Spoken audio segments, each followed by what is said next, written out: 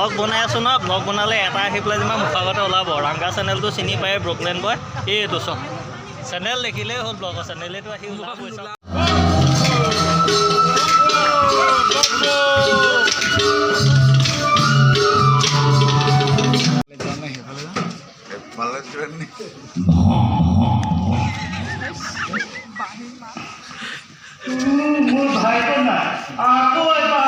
চেষ্টা কৰি চাওঁ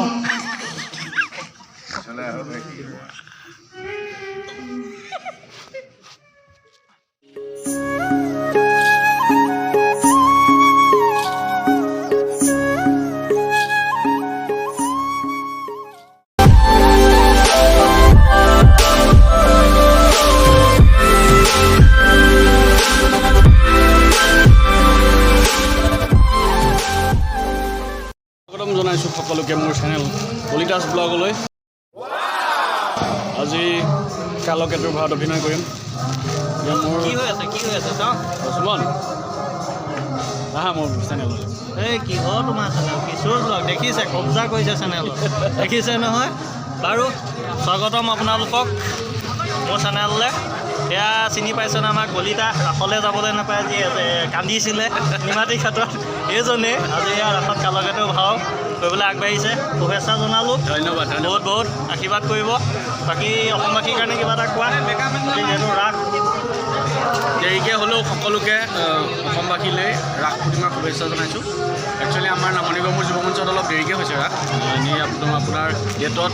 পতা নহয় কিন্তু এইবাৰ লাষ্টলৈ পৰিলে যিহেতু ক'ভিডৰ কাৰণে আমি অলপ পিছুৱাবলগীয়া হৈছে আৰু বহুত সম্পূৰ্ণ ক'ভিড প্ৰট'কল মানিহে আমি কামখিনি কৰিছোঁ আৰু গতিকে সকলোৱে আশীৰ্বাদ কৰিব আজি দিনটো যাতে ভাল হয় তাকে কামনা কৰিছোঁ নিশ্চয় ধন্যবাদ আৰু অহা বছৰটো ভগৱানে সকলোকে কুশলে ৰাখক তাকে ৰাসৰ যোগেদি ভগৱানৰ ওচৰত প্ৰাৰ্থনা জনালোঁ থেংক ইউ কোৱা ঠিক আছে ব'ল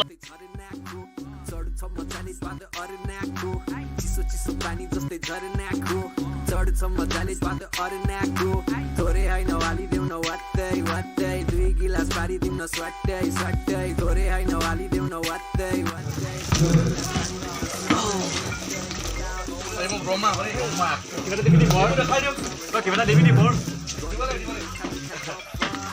এইখিনি ছেটিংছৰ হেৰি উশাহখোৰ বকাখোৰ এইখিনি সকলো ৰেডি এয়া আমাৰ ব্ৰহ্মাদেৱ পিলপিলাই ঘূৰি ফুৰিছে বলক ইয়াত খালি আন্ধাৰ এয়া চক ৰাসৰ চক এয়া অনন্ত সজ্জা ৰেডি সকলো ৰেডি এয়া শিৱৰ কৈলাশ ৰেডি আৰম্ভ হ'ব অলপ পিছতে ভিডিঅ'খিনি দেখাই গৈ থাকিম এয়া ব্ৰহ্মাৰ পদ্মাসন ব্ৰহ্মা তোমাৰ দাঢ়ি পকিলে চুলিটো ক'লা ৰহস্যটো কি কিবা বৰচৰ এটা দিবানে ৰাইজৰ কাৰণে দিব লাগিব আকৌ ৰাইজ সকলোৱে থাকক 2022টোৰ কাৰণে বৰ কেইটামানকৈ দিয়া অমিক্ৰণ কিবা এটা আহিছে যাতে কৰোণাৰ মহামাৰীৰ পৰা যাতে আৰু ৰাইজ মুক্ত হওক নাইকিয়া হওক সেইটোৱে আৰু তাকে সকলো ভালে থাকক সকলো থাকক সেইটোৱে বিচাৰোঁ চাই থাকিব বাকী নে কি কয় সেইটোৱে চাই থাকিব ঠিক আছে বৃন্দাবনৰ দৃশ্যাৱলী চব কিমান সুন্দৰকৈ সজাই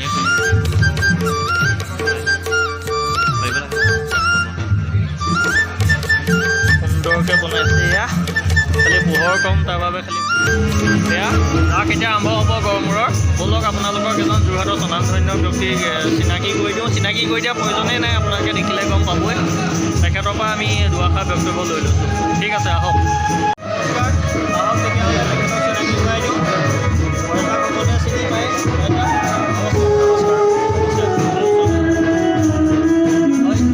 কিবা এষাৰ কওক ৰাইজৰ কাৰণে হয় নমস্কাৰ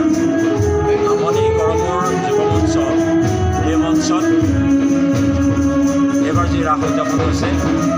এই ৰাস এবাৰ আমাৰ 34 সংখ্যক ৰাস মহোৎসৱ ইয়াত উদযাপন হ'বলৈ গৈ আছে দ্বিতীয় নিশা। এই ৰাসত আমাৰ এই অঞ্চলৰ গড়মূৰ অঞ্চলৰ আশে পাশে এটা বৃহৎ অঞ্চল সামৰি এই ৰাস মহোৎসৱ যোৱা 34টি বছৰে ইয়াতে উদযাপন হৈ আহিছে। প্ৰথম ইয়াত উদযাপন হৈছিলে 1979 চনত, তাৰ পিছৰ পৰা ইয়াতে ৰাস মহোৎসৱ উদযাপন হৈ আহিছে। আমি আজি এই দ্বিতীয় ৰজনী আৰম্ভ কৰিবলৈ গৈ আছোঁ। আমি সকলোৱে আপোনালোকৰ সকলোৰে শুভাশীষ আমি শিৰত লৈছোঁ আৰু আশীৰ্বাদ কৰিব যাতে ৰাসভাগী সুকলমে হৈ যায় আৰু এই ৰাস মহোৎসৱৰ এই সাংস্কৃতিক কাৰ্যসূচীৰ জৰিয়তে আমাৰ অসমৰ অসূয়া অপ্ৰীতি যাতে আঁতৰ হয়, সকলো ভাতৃত্ববোধ যাতে গঢ়ি উঠে, তাৰ বাবে আমি সকলোৰে ওচৰত আমি আহ্বান জনাইছোঁ। বাকী আমি দেখাই আছোঁ, কেইবাৰো দেখাম আৰু শিল্পী ব্যস্ত হৈ আছে আজি, সেইবাবে মোৰ লগত এতিয়া সংগ দিছে আমাৰ ৰক্তিম কাকু। ঠিক আছে, তেওঁক বহুত ধন্যবাদ, তেওঁক আমি দেখাই আছোঁ। ঠিক আছে বাৰু, বলক, ধন্যবাদ।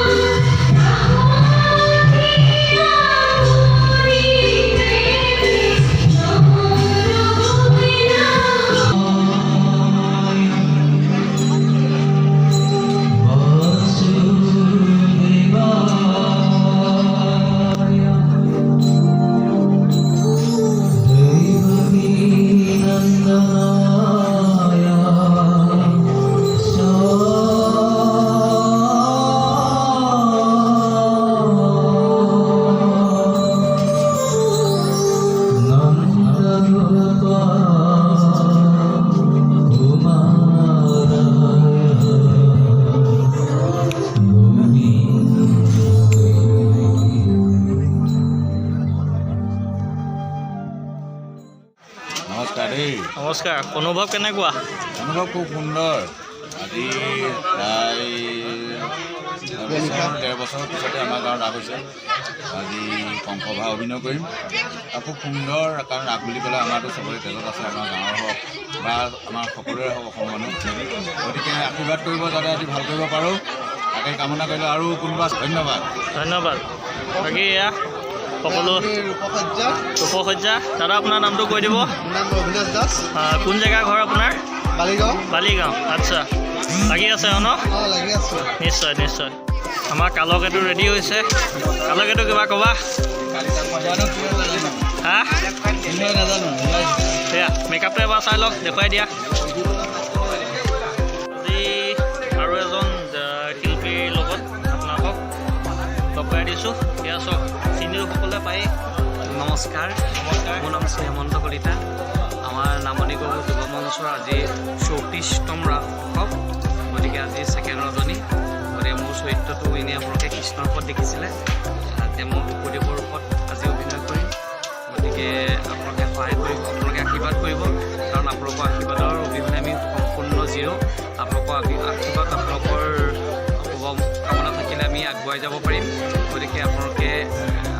কৰিব যাতে আমাৰ ৰাগভাগী হৈ যায়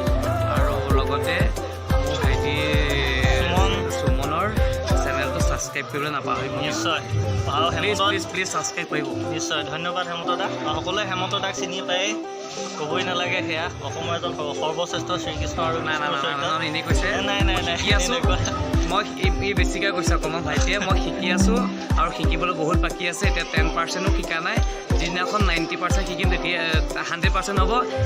হয়তো 100 মৰাৰ পিছতহে 100 মৰাৰ আগমুহূৰ্ততে 100% নহয়গৈ তথাপি আশা কৰিছোঁ মানুহ আশাবাদী 100% যেতিয়া শিকিম তেতিয়াহে হ'ব মানে শ্ৰেষ্ঠ বুলি ভাবিম তাকে এনেদৰে আপুনি আগুৱাই যাওক সংস্কৃতিৰ কথা তাকে কামনা কৰিলোঁ আজিৰ বাবে শুভেচ্ছা ধন্যবাদ তেনেকেই কৰি দিলোঁ আৰু এজন শিল্পীৰ লগত আজি আমি অকণমান কথা পাতোঁ আহক নমস্কাৰ মোৰ নাম শ্ৰী মানৱতী মুছলিম মই এখন গাঁৱৰ বাসিন্দা যিহেতু আজি 2 বছৰৰ মুখত আগখন হৈছে ভাল লাগিছে ৰাজ্যৰ প্ৰথম পৰিস্থিতিখন সফল হৈছে সেইবাবে আমি ৰাসখন অনুষ্ঠিত কৰা হৈছে আৰু সেইবাবে আমি নথৈ আনন্দিত যে আগৰ পৰা ৰাস কৰি থকা ৰাস বুলি ক'লে ভাল লাগে সেয়ে বৰ্তমান আমি ৰাসখন কৰিব পাই প্ৰথমতে সুখী অনুভৱ কৰিছোঁ ধন্যবাদ আপোনালৈও শুভেচ্ছা থাকিলে ৰাসৰ বাবে ঠিক আছে বাৰু দেখাই আছোঁ নাজানো সকলো ৰেডি হৈছে এতিয়া আৰম্ভ হ'ব হৈছে পৰিৱেশটো সকলোকে দেখাইছোঁ চব এয়া কালকাটো ৰেডি আমাৰ কলিতা দেই কলিতা ইয়াৰ ব্ৰহ্মা ৰেডি এতিয়া বিষ্ণু ৰেডি নমস্কাৰ এটা দি থৈ যোৱা তোমাৰ নামটো ক'বা অভিকলিতা ব্ৰহ্মা এয়া ব্ৰহ্মা ৰেডি দেই চুলি ক'লা আছিলে এতিয়া পকিলে ঠিক আছে শুভেচ্ছা থাকিলে ধন্যবাদ এয়া সকলো ৰেডি ভাৰত ৰেডি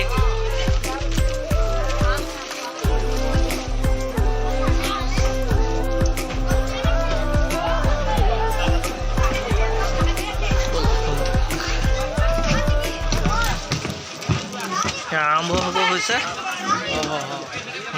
হ'ব হৈছে এয়া গৈ আছোঁ আমি মঞ্চৰ ফালে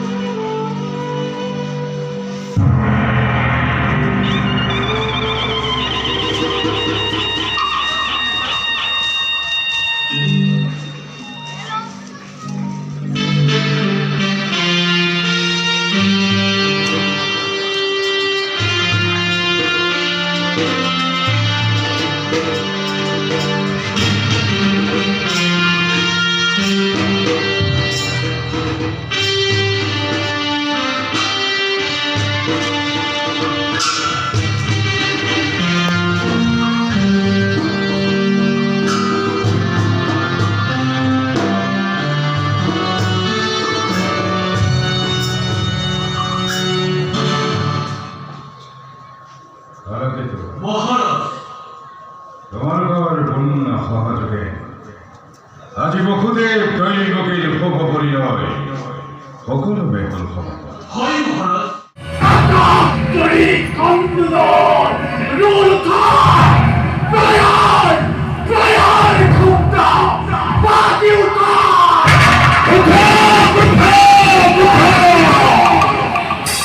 বিশ্বনামিত অগ্নিশিখালোকিত সেই অপূর্ব দৃশ্য দেখি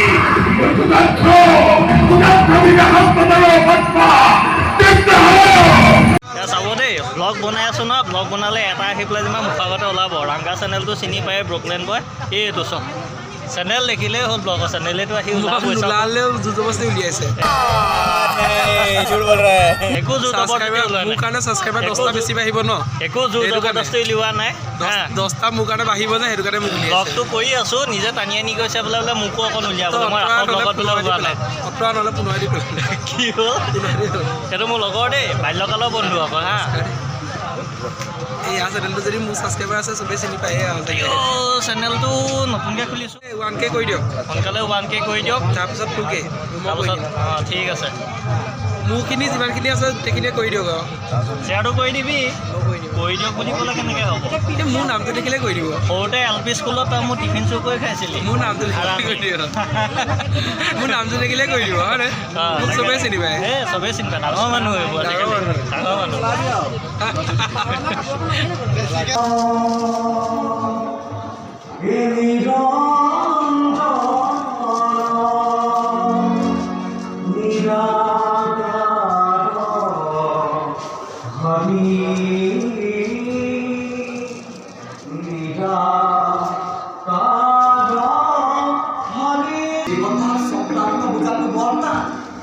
প্ৰথম দ্বিতীয় আদি কৰি গণনা কৰিলে অষ্টমেই হয় অষ্টম সংখ্যা আকৌ দ্বিতীয় আদি কৰি গণনা কৰিলে প্ৰথমেই হয় অষ্টম সংখ্যা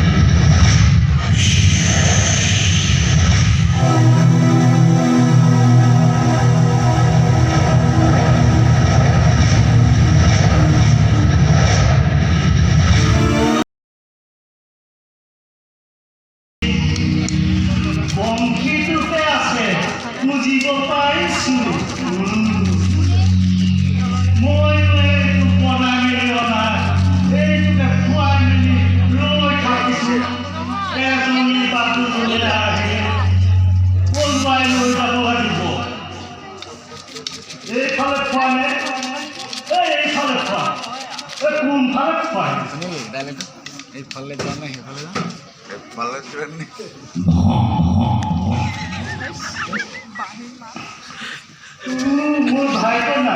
আকৌ এবাৰ চেষ্টা কৰি চাওঁ